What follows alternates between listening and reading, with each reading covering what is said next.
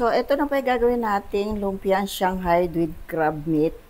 So, ang gagamitin natin, 1 kilo pork, less than 1 kilo crab meat. Ayan, hihimay natin. May carrot siya, dahon ng sibuyas, asin, at saka sibuyas, egg, garlic, and paminta. Mag-add din tayo ng sugar. Ayun po yung pang ano natin, pambalot.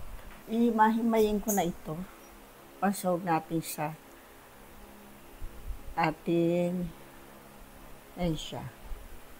Gagawa tayo ng lumpiang Shanghai with crab meat and onion leek. Masarap po yan.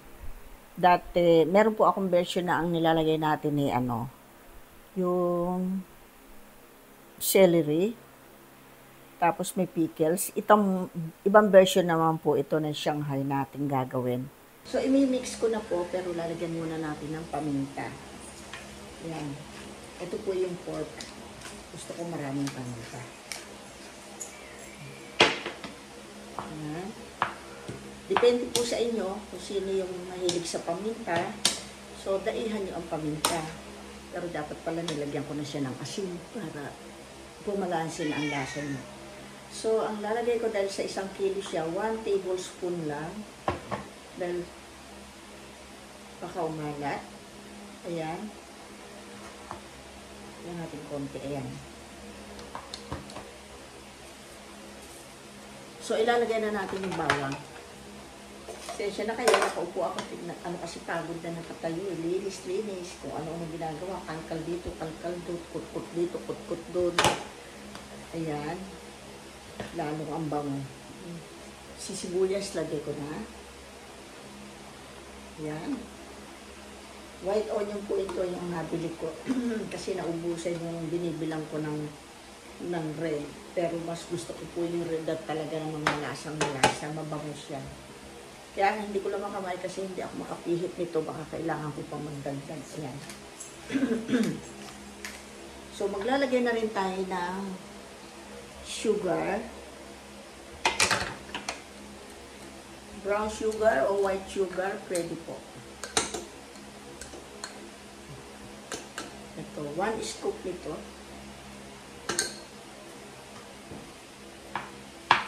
Dagdagan pa natin kunti lang. Ngayon, ito na po yung crab meat. Lalagay ko na siya. Ayan. Ayan siya. Tapos yung egg. Ayan. 3 lang ilalagay ko.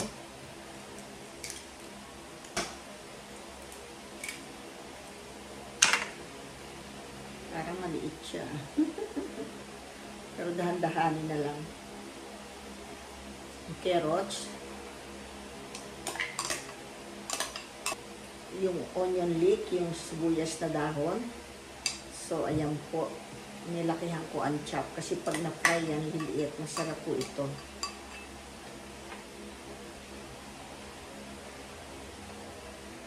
Ito na po.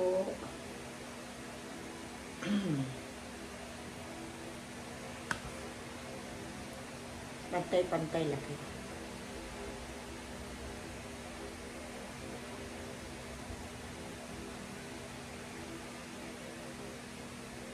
Tulog na mga tao.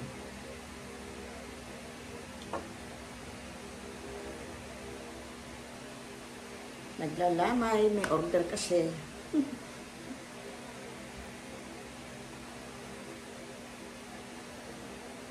Special.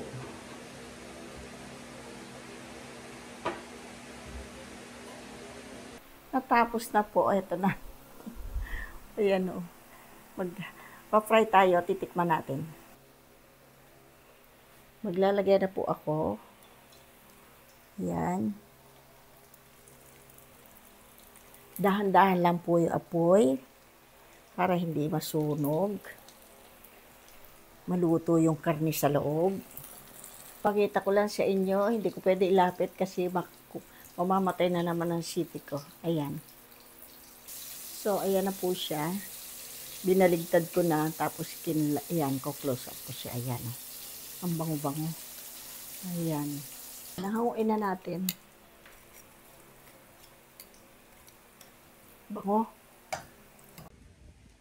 So, eto po, dito na lang tayo sa hindi na ako umikot doon. Ayan, malamig na siya. Ginamit ko pong sausawan yung Jupra na sriracha. Tikpan natin. Unang subo po para sa inyong mga OFW na nakaabang sa Prinsesa ng Kusina Channel. Ito na po.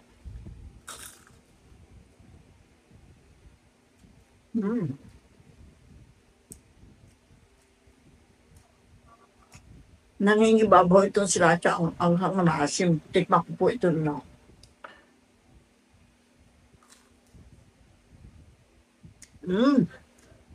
Ang sarap.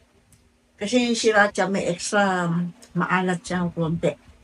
Kaya hindi ko masabi kanina. Sakto lang yung tamis natin. At saka yung alat. Yung linamnam. Suabe. Ayan, iyaano ko na. Alam ko na yung lasa. Pang-ulam, pang-pulutan, pang-snack. Maasim na maalat na sriracha. Maanghang. Masarap.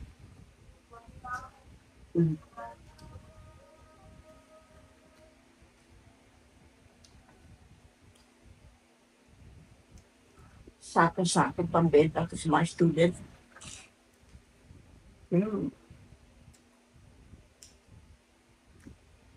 Sarap.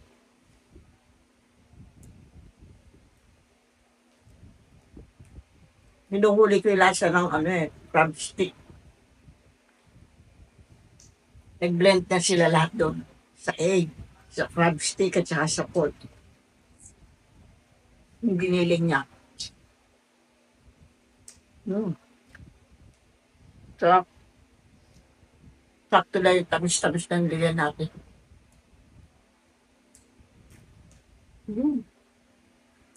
Ako. Gabi pa lang din. Pakain ako. Asog ka sa ulo.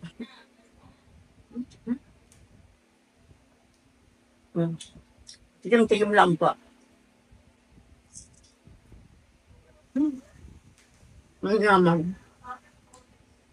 Sarap ulam to. At ang piniprito ko ngayon, bango-bango.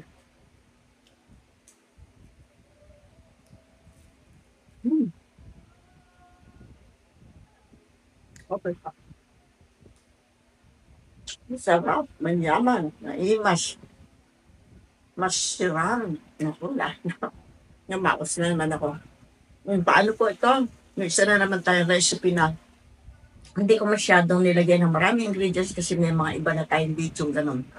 Ito po yung mga pangmasa na hindi magastos sa mga ingredients, pwede natin ibenta. Isali sa stock ng bata, okay? Pagka nag-fried rice, may dalawang stick na ganyan, okay na. Kulang na. Paano po? So, subukan nyo magustuhan, pang negosyo po talaga, pangmasa ang lasa, pangmasa rin ang halaga, at dyan tayo kikita ng malaki. Malipis nga lang yung iba yun. Hindi ako sinasabing sa yung mga food chain, napakanipis dito, tikman sa yung Shanghai na. Masarap pa itong ating Shanghai. See you po. Thanks po. Yung iba po mag-subscribe na. Nahabol ko yung mag-70 ako kahit maka 1M man lang. Tagal na yun. Dahil to hindi kasi kami yan. See you po. Thank you for watching.